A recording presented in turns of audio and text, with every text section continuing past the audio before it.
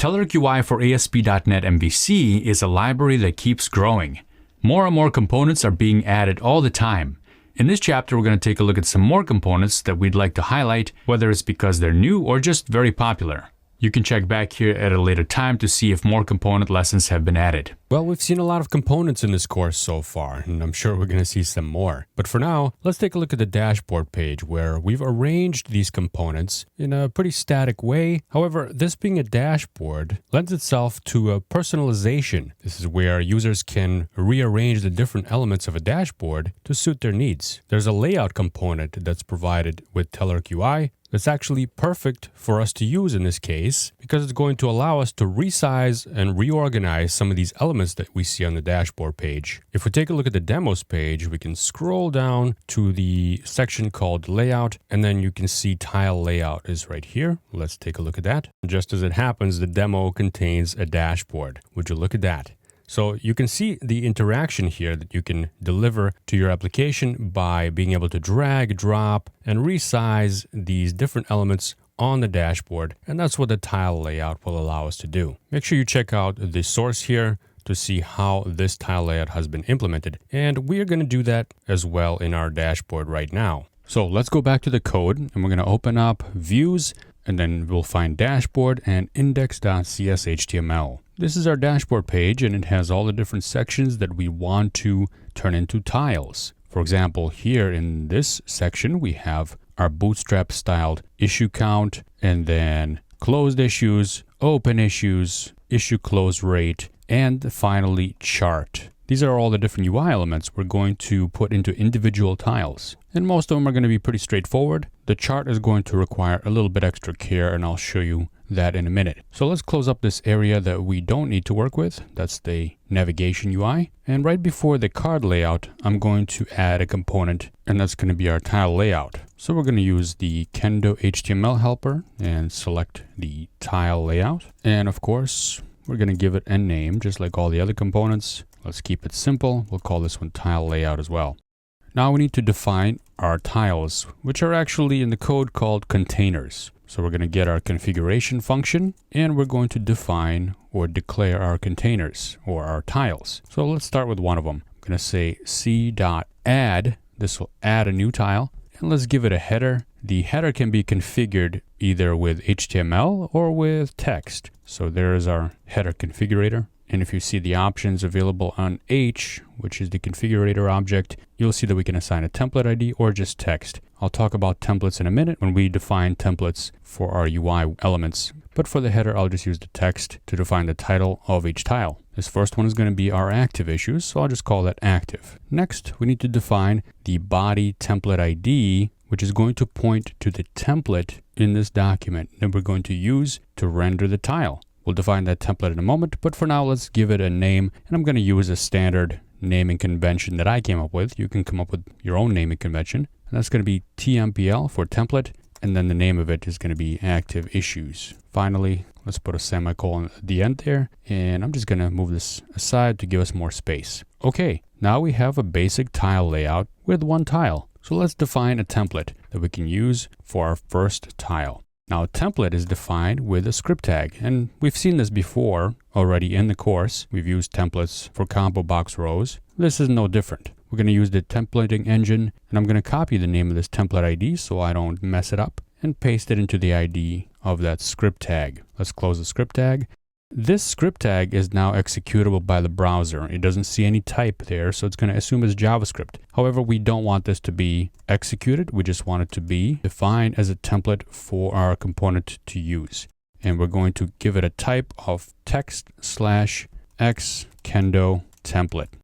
If the type is this, the browser will just ignore it, and only our components will use this template. Now, let's go down here to where we have our UI elements. And this is our first UI element. I'm just going to take this entire div of active issues and drag it into our template, just like that.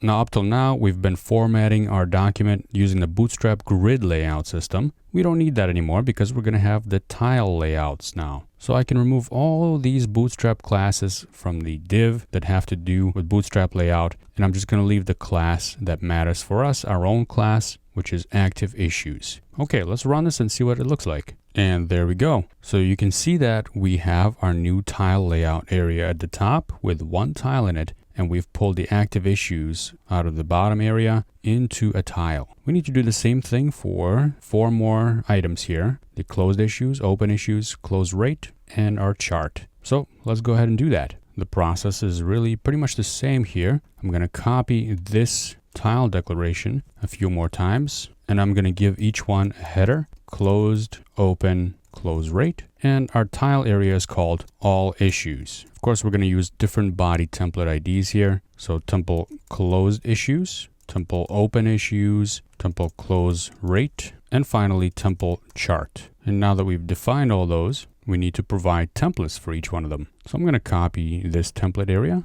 And in fact, I'm going to delete the contents of that one and copy it a few more times. It's going to be closed, open, close rate, and chart. I'll just quickly rename all these to the appropriate template IDs. Close rate, and finally one more, that's going to be chart. Okay, I have all my template areas defined. All that's left to do is dragging and dropping this content into the appropriate templates. Pretty simple. Here is our closed issues area. And of course, I'm going to remove my bootstrap classes again. Let's go down and drag our open count up here. And let's remove those bootstrap classes.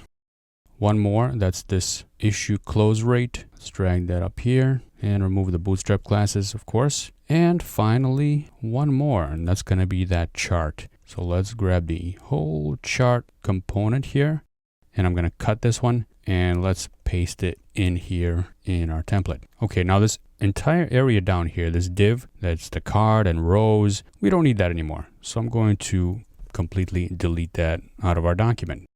Now, before we do anything, let's run this, and it's not going to work exactly like we think right away. There are a few things that we still need to define. Let's just take a look because I want you to see what this looks like at this stage. And here we go. We have our tile layout and we have our tiles. But there's a couple problems here. One is each tile is taking up the entire width of the page, and there's no chart. There's also this little parenthesis here, which is probably a mistake I made. But we'll fix all these things right now, starting with that little parenthesis that was extra right there. Now, we did not specify how many columns we want our tile layout to be. That's where we're going to start. So one of the properties we can define here is columns. So we want to have the layout be very similar to what we had before, which is 4 UI elements in the top row, and then our chart will take up the full width of the page. So we're going to have 4 columns, and we're going to specify col span of 1 and row span of 1 for each one of these tiles at the top. So I'm going to copy that and paste that on each one of these. And then for the chart tile, I want it to span 4 columns. There we go. However, the chart is still not rendering. So what do we do about that? Well, there's a couple of issues here with the chart. If you're going to be using a Telerik UI component, like a grid or a chart, inside of a template like this, you need to specify a special flag on it, and that's toClientTemplate. So at the very end, I'm going to add toClientTemplate, which is going to make this renderable inside of the tiles. I know that seems like a bit of magic, but it's not really. It has to do with the rendering sequence and the way the JavaScript fires for each one of these components. Finally, there's one more little trick here, and it has to do with these color definitions. When it's inside a template, these colors don't work the way they are because of these hash symbols. They need to be escaped. So we need to put \\/ to escape the hash symbols there. All right, let's run this and take a look. And there we go. Now we have all our tiles up at the top, and we have our chart at the bottom. The other issue we see here is that the chart is not taking up the full width. We're going to fix that. The other thing we wanted to do was to have the tiles reorderable and resizable. And if I try to drag it, you see that it doesn't work. That's because we need to specify to the tile layout that we want that to happen. So let's go back up here, and that's pretty simple to do. Reorderable should be set to true. And of course, resizable, as you might guess, should also be set to true. By the way, if you ever find yourself in a situation where you've set reorderable and resizable and it's not working, you do need to specify col span and row span for those to work. Now, how do we get the chart to fill up the entire tile horizontally? Well, we can also listen for different events on this tile layout. And it has an events configurator that we can set up. So I'm going to use the events extension method. And then E, our event configurator, has these functions on it, reorder or resize. What client-side functions do we want to trigger if we reorder the tiles or if we resize the tiles? Since we're dealing with the size of the tiles right now, I'm going to use the resize method. And we need to provide a client-side function that we're going to call. And that's going to be called onTileResize. We don't have this function defined yet. So let's copy the name of it and go down here to our scripts section. Right over here, I'm going to create a brand new function and I'm going to call it onTileResize. Now here we need to get a hold of our chart and trigger a refresh of it so it recalculates its dimensions and its container dimensions and resizes itself accordingly. The way we get a hold of a component on the client side is we use its ID, which in our case is chart, and the data function on it, passing in the type of widget that it is. And it's a Kendo chart type of widget on the client side. So let's save that off to a chart variable, and then we can just trigger chart.refresh. By the way, this ID right here is the name of the chart that we specify right here. So that has to be unique in order for our client-side scripts to be able to find the right chart. All right, let's run this and take a look. And here we go. Our tiles are now reorderable and we can resize the tiles as well. Let's take a look at that chart. It's taken up the full width, and when we resize the chart tile, the chart within also resizes. Great. But what about the first load? When I first load the page, we still have a problem there. It doesn't take up the full size of the tile until we trigger a resizing call. We can fix that as well. So we need to listen for the document ready event and call the tile resize there as well. So I'm going to create a jQuery document ready event and its handler here, and I'm going to call the exact same code that we had before. It's probably better to just create a separate function called resize chart, pass in the chart ID, then grab the chart using the chart ID that we passed in as the parameter, call refresh on that, and then just call resize chart from each one of these functions, passing in the chart ID. Just making the code a little bit more dry, or don't repeat yourself. Now, let's run this and see if this actually fixes our issue. And if we take a look at the chart, unfortunately, it's still small. So what's the issue here? Well, if we take a look at where we render this script section, it's called section scripts. And if we go to shared layout, you'll see that we're rendering this section in the head of the document. So this jQuery document ready event right here gets triggered too early before our chart is actually rendered. There's two ways we can fix this. One way is to render your scripts instead of in the head of the document. You can render them at the very end, right before the closing body tag of the HTML. That's a pretty common way to do that. I'm going to undo that because at this point in the application, I don't know how that'll affect the rest of my app. So what I'm going to do is actually bring this call right here, just that document ready event, because it's a separate jQuery event. I'm going to create a separate script tag down here and bring that document ready event in there. So this script will be rendered in the head of the document, and this script will be rendered after all our dashboard UI elements. Let's run this now. And here we go. When we first load the page, our chart takes up the entire width of the tile, which is 4 columns in our tile layout. And we can still do all our dragging and dropping and resizing of the chart. So that's the tile layout. In this lesson, I'd like to review with you one more component, and it's a pretty popular one. It's the upload component. The Telerik UI for ASP.NET upload component abstracts away some of the upload headaches that you often have to deal with when doing client-side upload of files. However, it's not a trivial component to implement, as it requires client-side configuration along with server-side implementation to make everything work. So let's take a look at how to set this up. And always refer to the documentation and the demos because they're quite helpful here, especially in this case. To find upload documentation, you can go to the documentation site, find editors, and then you'll find upload down here. So let's take a look at overview. This will give you some documentation on the upload component and the basic usage. And you also have this handy link here to go to the demo page directly. Here you'll see an example of the upload component being implemented. Here it is in use, and there's the source code of a more than trivial example. So let's take a look at what's implemented here. Well, we have the file selection, and this allows for multiple files. So I'm going to select, let's say this JPEG I have. And this one is set to upload manually, not automatically. You can see that right here. It says auto upload is false. And we can select multiple files, like even the same file multiple times. Now here, when you click upload, it goes through and uploads those files to its destination, and that's it. Now you also can specify which files are allowed and which ones are not. Right now this was a JPEG file, and if I clear this out and remove JPEG from the list of files that are allowed, then when I select a JPEG file, I get a validation message that says file type not allowed. We'll also set up allowed file types in our example. We're going to go to the code and implement this, and I want to show you where we're going to add the upload component. Right on the details page, on the details tab, we have this form already here, and we're just going to add one more field here for uploading attachments. Let's close this out and go to the code, open up pages, and then backlog, and then open up details CSHTML. This is the underscore details CSHTML, which contains our form. This is different than the details page. This is the entire page that the form lives on, which we will need for the code behind because that's where we're going to handle the server side part of the upload.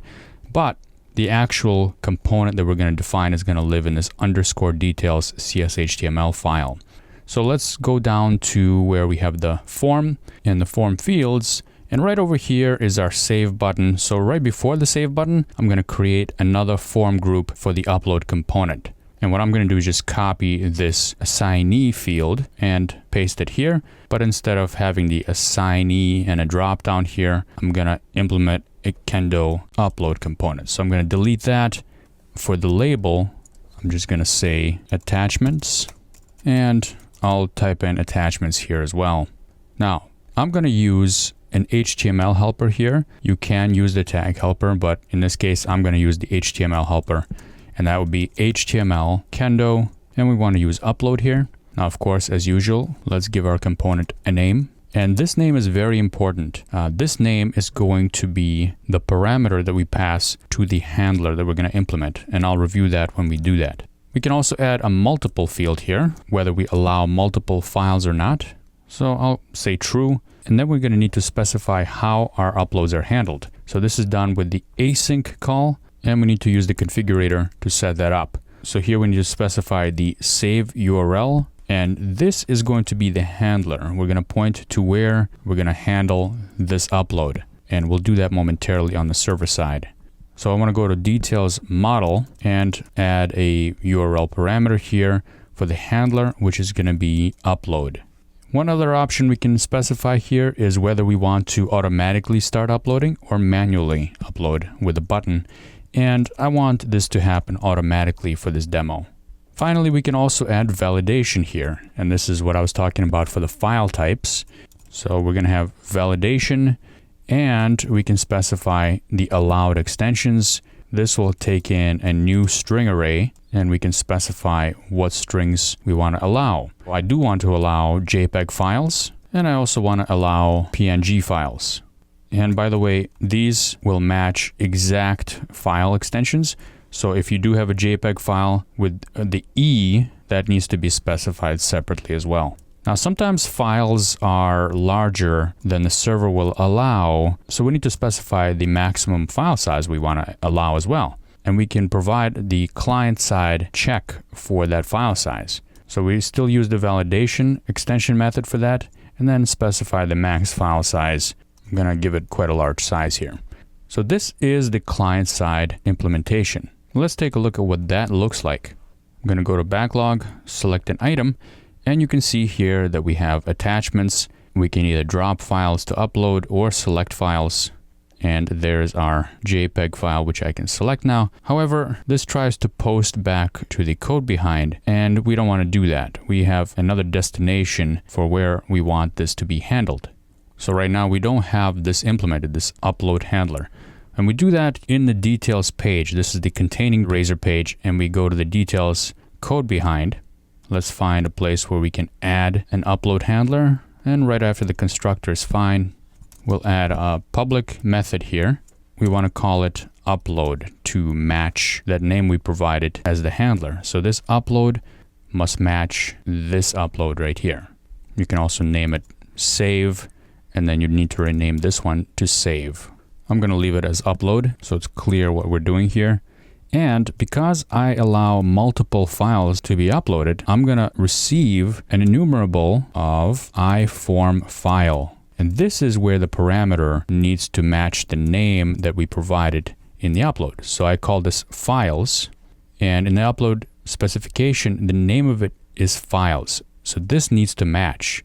If this is named file, it doesn't match files as the parameter and it won't work. So this needs to match. Now, what do we do with these files? Well, first thing we probably want to do is check to make sure that files is not null. Just a little bit of verification there. And then we want to go through each of the files. And then I'm going to paste some code in here to speed things up. Here, we're going to get the file content from the file object. And then some browsers send the name of the files with the full path. So we're going to do a little trimming here to clean up the file name. And now I want to get the physical path of where the file is going to end up. So I want to create a folder here where I'm going to store my files. And I'm going to do this in the www root directory. You can map other directories, but this one is really easy for demo purposes. Let's create a new folder here. And I'm going to call this folder uploads. Now, how do I get a hold of this uploads folder in my code? Well, I need to let my code behind know about my web root path. So let's add a private variable here. I'm going to paste that in. And this is going to be the iWeb host environment, which is coming from Microsoft ASP.NET Core hosting namespace. And I'm going to call it web host environment. And this is going to be automatically injected into our constructor of this details model. So all I need to do is add this to the constructor, and this will automatically be detected and injected there. Now all I need to do is just set the local web host environment to the one coming into the constructor. Let's specify that we want this .web host environment so there's no complaints. Okay, now in order to get a hold of this uploads folder, we can do that right here in our upload handler. And our web host environment has a web root path property on it, which is the www root folder. So we just need to combine that path, and here we can hard code uploads. This will be the path of our uploads folder. So we'll call that uploads. And now for each file in the collection, we want to get the physical path of that file. We're going to combine the uploads path with the file name to get the full path of the file. And finally, we're going to use a file stream to save that file there. Now, this is just a demo. Don't do it this way because you're probably going to want to have a little bit more of a robust solution in a real application of how you save files and how you store them. You're probably going to save a path in a database somewhere. This is just an example. Finally, we want to return something from this method, and we're going to return an empty string just to signify success here. Great. So let's run this solution and see how that works. Let's go to backlog. Let's go to an item here. And here we'll see attachments, select files. I'm going to select our Silverlight VWeb JPEG file and click open. And you'll see that files were uploaded successfully. Now I'll just minimize this for a second and you'll see that uploads has that file in there. I'll put a breakpoint here in our handler just to show you how that works. And we're going to select the files again. And as it's uploading asynchronously, you can walk through the code and see what's happening on the server side. And now we have 2 files uploaded. So all this client-side functionality is handled for you, which is pretty nice. Now, because this is an asynchronous upload, you also want to give your users an option, an opportunity to remove those files if they've accidentally selected the wrong one. And you can do that using a remove handler. So let's head back here to the docs. And here you'll see an example of this being implemented with a save URL, which is what we did, and also a remove URL. The remove URL can also be another method in the handler, which will then delete the file from your uploads folder instead of saving it there. So that's the ASP.NET upload component from Telerik UI.